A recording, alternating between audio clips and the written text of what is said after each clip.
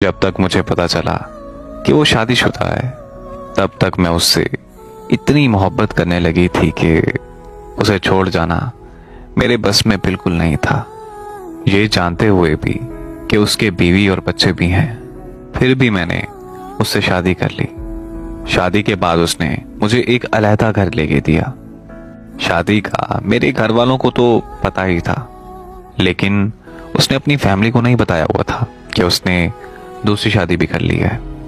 वो हफ्ते में 3 दिन मुझसे मिलने आता था और बाकी के 4 दिन अपनी पहली बीवी और बच्चों के साथ गुजारता था। लेकिन कुछ महीनों बाद उसने मेरी तरफ आना बहुत कम कर दिया। मुझे जो वक्त उससे चाहिए था वो मुझे नहीं मिल पा रहा था, जिसकी वजह से हम में काफी झगड़े चलने लगे। मैं उसके इंतजार में सारी रात रोती रहती थी, लेकिन उसे मेरा जर्रा बराबर भी एहसास नहीं होता था, बल्कि उसने मुझसे मिलना बिल्कुल बंद कर दिया, जिसकी वजह से मैं डिप्रेशन की मरीजा बन गई। तब मेरी जिंदगी में एक लड़का आया जो मेरा बहुत एहसास करने लगा। वो लड़का मुझे मोहब्बत और वक्त देने लगा। मैं डिप्रेशन से बाहर आने लगी और अपनी जिंदगी में काफी खुश रहने लगी थी। एक दिन उस लड़के ने कहा कि वो मुझसे मिलना चाहता है, तो मैंने उसे अपने घर बुला लिया और हम दोनों में वो सब हो गया जिस पे सिर्फ और सिर्फ मेरे शौहर का हक था। अभी वो लड़का मेरे घर ही था कि अचानक से मेरा शौहर आ गया।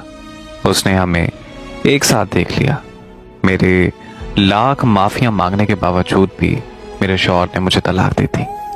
तलाक के बाद मेरे माँ बाप ने भी मुझे नहीं रखा, क्योंकि मेरे शौहर ने मेरे माँ बाप को भी सब कुछ बता दिया था जो मैंने किया था। खुदकुशी करने की कोशिश की तो मुझे एक आदमी ने मचा लिया, जो मुझे अपने साथ अपने घर ले गया। कुछ दिन उसने मेरे साथ अपनी हवस पूरी की और फिर वो मुझे एक सड़क के किनारे छोड़ गया। उसके बाद मेरी जिंदगी में जो भी आदमी आता वो अपनी हवस पूरी करके और चंद पैसे देकर मुझे छोड़ जाता, और मुझे पता भी नहीं चला कि मैं कब कॉल गर्ल बन गई। एक दिन मैंने अपने शौहर को उस लड़के के साथ देखा जिस लड़के की वजह से मेरे शौहर ने मुझे तलाक दी थी। उस दिन मैंने उन दोनों का पीछा किया तो मुझे पता चला कि मेरा शौहर और वो लड़का आपस में बचपन के दोस्त हैं।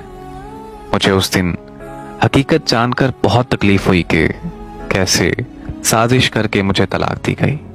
हाँ, मैं मानती हूं मुझे उस लड़के की बातों में बिल्कुल नहीं आना चाहिए था, लेकिन तब मेरी हालत ऐसी थी कि मुझे तवज्जो और प्यार की जरूरत थी। अगर वो तवज्जो और प्यार मुझे मेरे शौहर से मिलता तो मैं कभी भी उसके जाल में ना फंसती।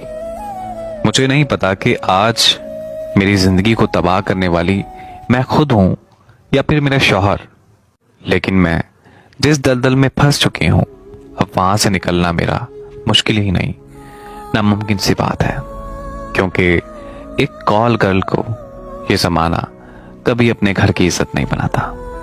इस कहानी से एक सबक सीखने को मिलता है कि जब आपका किसी मर्द के साथ निकाह हो चुका है तब आप उसकी अमानत है। चाहे वो आपको टाइम दे या ना दे, आप उसकी इज्जत हैं। ये सब कुछ आप पर डिपेंड है कि आप उसकी अमानत में खयानत करती हैं या फिर नहीं। एक औरत हमेशा 4 दीवारी में ही अच्छी लगती है और अपने शौहर के साथ खूबसूरत लगती है, चाहे उसका शौहर कितना ही जालिम क्यों ना हो। वो अपने शौहर की इज्जत होती है, उसका मान होती है।